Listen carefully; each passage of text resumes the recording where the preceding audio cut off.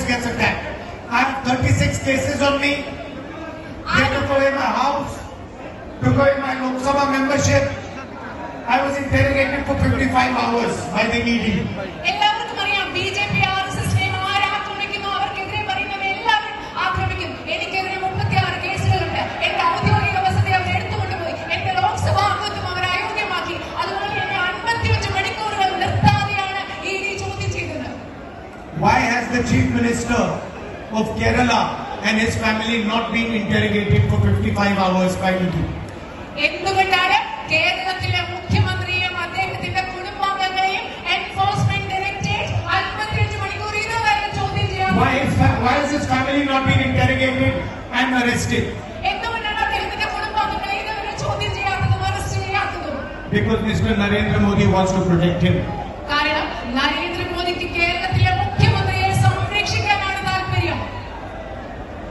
So, on one side the UDF, on the other side partnership between LDF and BJP, and ask any worker of the LDF and they will tell you that LDF is no longer a left party. ഒരു വശത്ത് നമ്മൾ കാണുന്നത് ഐക്യജനാധിപത്യ മുന്നണി, മറ്റൊരു വശത്ത് LDF അതേപോലെ BJP തമ്മിലുള്ള ഒരു കൂട്ട് കച്ചവടം പങ്കാളിത്തമാണ് കാണുന്നത്. നിങ്ങൾ ഇടതുപക്ഷ ജനാധിപത്യ മുന്നണിയിലെ ഏതെങ്കിലും പ്രവർത്തകരോട് ചോദിച്ചു നോക്കൂ, അവർ പറയും ഇടതുപക്ഷ ഗവൺമെന്റ് ഇപ്പോൾ ഒരു ഇടതുപക്ഷ ഗവൺമെന്റ് അല്ല എന്ന് അവർ പറയും. Senior leaders of the LDF are fighting, supported by the UDF in this election. ഈ തെരഞ്ഞെടുപ്പിൽ ഇടതുപക്ഷ ജനാധിപത്യ മുന്നണിയുടെ മുതിർന്ന നേതാക്കൾ ഈ തെരഞ്ഞെടുപ്പിനെ നേരിടുന്നത് ഐക്യ ജനാധിപത്യ മുന്നണിയുടെ പിന്തുണയോടുകൂടിയാണ്. I just met them in the last meeting. കഴിഞ്ഞ യോഗത്തിൽ ഞാനിപ്പോൾ അവരെ കണ്ടിട്ട് വരികയാണ്. And they are fighting, supported by us, because they are saying that the LDF is a corporate government. It is not a government of the people of Kerala. അവരെന്തുകൊണ്ടാണ് ഈ തെരഞ്ഞെടുപ്പിൽ നമ്മുടെ പിന്തുണയോടുകൂടി അവർ മത്സരിക്കുന്നതെന്ന് വെച്ചാൽ അവർ പറയുകയാണ് ഇടതുപക്ഷ ഗവൺമെന്റ് ഒരിക്കലും ഇടതുപക്ഷ ഗവൺമെന്റ് അല്ല, കേരളത്തിലെ ജനങ്ങളുടെ ഗവൺമെന്റ് അല്ല, മറിച്ച് മുതലാളിത്ത സ്വഭാവമുള്ള ഒരു ഗവൺമെന്റ് ആണെന്ന് അവർ തന്നെ പറയുകയാണ്. We are committed to protect the people of Kerala and to give them a vision for the future. ഞങ്ങളുടെ പ്രതിബദ്ധത കേരളത്തിലെ ജനങ്ങളെ സംരക്ഷിക്കുകയും അവർക്ക് ഭാവിയിലേക്ക് ഒരു ദർശനവും കാഴ്ചപ്പാടും നൽകുകയും എന്നുള്ളതാണ് ഞങ്ങളുടെ പ്രതിബദ്ധത. The LDF has no answer to the brain drain that is taking place in Kerala. കേരളത്തിൽ നിന്ന് കേരളത്തിന്റെ ആളുകൾ പുറത്തേക്ക് പോകുന്നതിന്, കേരളത്തിന്റെ ബുദ്ധിശക്തി നഷ്ടപ്പെടുന്നതിന്, വിദേശ രാജ്യങ്ങളിൽ പോകുന്നതിന് അതിനുത്തരം നൽകാൻ ഇടതുപക്ഷ ജനാധിപത്യ മുന്നണിക്ക് കഴിയുന്നില്ല. It has no answer to the unemployment problem that you are facing. നമ്മൾ നേരിടുന്ന തൊഴിലില്ലായ്മയ്ക്ക് ഒരു ഉത്തരം നൽകാൻ LDF-ന് കഴിഞ്ഞിട്ടില്ല. And we are going into an unstable time, a dangerous time. You can see what is going on in the Middle East. ഇപ്പോൾ നമ്മൾ കടന്നു പോകുന്നത് വളരെ അസ്ഥിരമായ, വളരെ അപകടകരമായ ഒരു കാലഘട്ടത്തിൽ കൂടിയാണ്. എന്താണ് ഗൾഫ് രാജ്യങ്ങളിൽ മധ്യേഷ്യയിൽ നടക്കുന്നതെന്ന് നിങ്ങൾക്കറിയാം.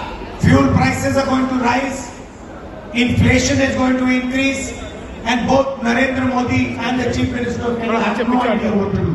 ഇവിടെ ഇതുപോലെ ഇന്ധനവില കുതിച്ചുയരാൻ പോവുകയാണ്, നാണയപ്പെരുപ്പം കൂടുവാൻ പോവുകയാണ്. ഈ കാലഘട്ടത്തിൽ നരേന്ദ്രമോദിക്കും കേരളത്തിലെ മുഖ്യമന്ത്രിക്കും എന്താണ് ചെയ്യേണ്ടത് എന്ന് യാതൊരു ധാരണയുമില്ല. So our first step is going to be to provide protection to the people of Kerala. അതുകൊണ്ട് ഞങ്ങളുടെ ആദ്യത്തെ ചുവടുവയ്പ് എന്ന് പറയുന്നത് കേരളത്തിലെ ജനങ്ങൾക്ക് സംരക്ഷണം നൽകുക എന്നതാണ്. We are providing 5 guarantees. I can see the ladies are clapping.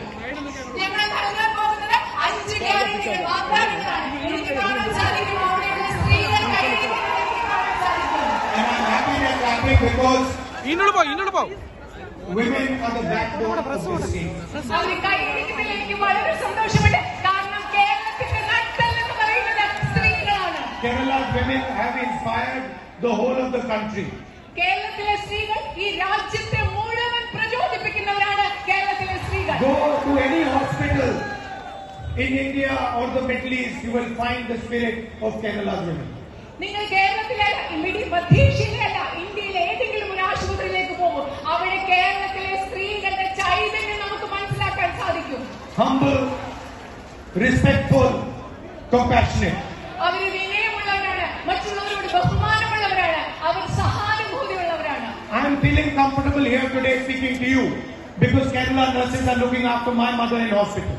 നിങ്ങൾക്കറിയോ, ഞാൻ നിങ്ങളോട് ഇന്ന് സ്വസ്ഥമായിട്ട് സമാധാനത്തോടു കൂടി സംസാരിച്ചിരിക്കാൻ കാരണം മലയാളികളായ നഴ്സുമാർ എന്റെ അമ്മയെ ആശുപത്രിയിൽ പരിചരിക്കുന്നത് കൊണ്ടാണ്. So the first thing we are going to do is we are going to protect the women of Kerala. ഞങ്ങൾ ആദ്യം ചെയ്യാൻ പോകുന്ന കാര്യം എന്ന് പറയുന്നത് കേരളത്തിലെ സ്ത്രീകൾക്ക് സംരക്ഷണം ഉറപ്പാക്കാൻ And we are going to protect their future. അവരുടെ ഭാവി ഞങ്ങൾ സംരക്ഷിക്കാൻ പോകുന്നു.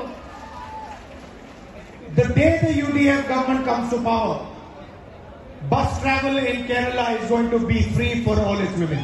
ഐക്യജനാധിപത്യ മുന്നണി കേരളത്തിലെ അധികാരത്തിൽ വരുന്ന ദിവസം കേരളത്തിലെ സ്ത്രീകൾക്ക് കേരളത്തിലെ KSRTC ബസ്സുകളിൽ സൗജന്യ യാത്രയാണ് ഞങ്ങൾ ഉറപ്പാക്കുന്നത്. We want you to travel freely, whether it is going to college, university, whether you're going shopping, whether you're going out, whether you're going to see your friends. We want you to travel freely, safely and comfortably. നിങ്ങൾ എവിടെ കേരളത്തിലെ സ്ത്രീകൾ എവിടെ പോകുന്നു? പഠിക്കാൻ പോകുന്നു, കോളേജിൽ പോകുന്നു, സർവകലാശാലയിൽ പോകുന്നു, സാധനങ്ങൾ വാങ്ങിക്കാൻ പോകുന്നു, സുഹൃത്തുക്കളെ കാണാൻ പോകുന്നു. നിങ്ങൾക്ക് എവിടെ പോയാലും നിങ്ങൾ സുരക്ഷിതമായി സൗജന്യമായി യാത്ര ചെയ്യണമെന്ന് ഞങ്ങൾ And we ആഗ്രഹിക്കുന്നു. want you to fulfill your dreams, whatever they might be.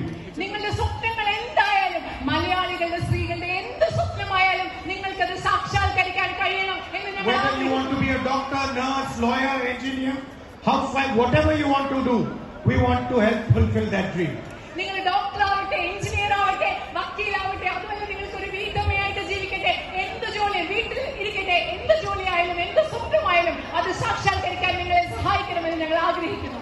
For the young women here, every single Kerala woman who is going to college or university is going to get 1,000 rupees a month for herself. ഇവിടുത്തെ ചെറുപ്പക്കാരായ പെൺകുട്ടികൾ കോളേജിലും സർവകലാശാലയിലും പോകുന്ന കേരളത്തിലെ ഓരോ പെൺകുട്ടിക്കും ഓരോ മാസം 1000 രൂപയാണ് ഞങ്ങൾ നൽകാൻ പോകുന്നത്. To protect her and to help her advance her dreams. സ്വന്തം സ്വപ്നങ്ങൾ സബലീകരിക്കുന്ന ആ പെൺകുട്ടിയെ മുന്നോട്ട് നയിക്കാനും ആ പെൺകുട്ടിയെ സംരക്ഷിക്കാനും വേണ്ടിയാണ് ഞങ്ങൾ ഇത് നൽകുന്നത്. Senior citizens are going to get a pension of 3,000 rupees and a dedicated ministry for them to look after them. കേരളത്തിലെ പ്രായമായ മനുഷ്യർക്ക് പ്രതിമാസം അവരുടെ വെൽഫെയർ ക്ഷേമ പെൻഷൻ 3000 രൂപ ഉയർത്തുന്നു. പ്രതിമാസം 3000 രൂപ ഉയർത്തുന്നു. അതുപോലെ അവർക്ക് വേണ്ടി ഒരു പ്രത്യേക മന്ത്രാലയവും ഞങ്ങൾ രൂപീകരിക്കുന്നതായിരിക്കും. And any young person who wants to start a business, who wants to become an entrepreneur, will be given up to 5 lakh rupees interest-free loan. മലയാളിയായ ഏതൊരു യുവാവിനും യുവതിക്കും ഒരു വ്യവസായം തുടങ്ങണമെന്നുണ്ടെങ്കിൽ, ഒരു സംരംഭകനോ സംരംഭയോ ആകണമെങ്കിൽ അവർക്ക് പലിശരഹിത 5 ലക്ഷം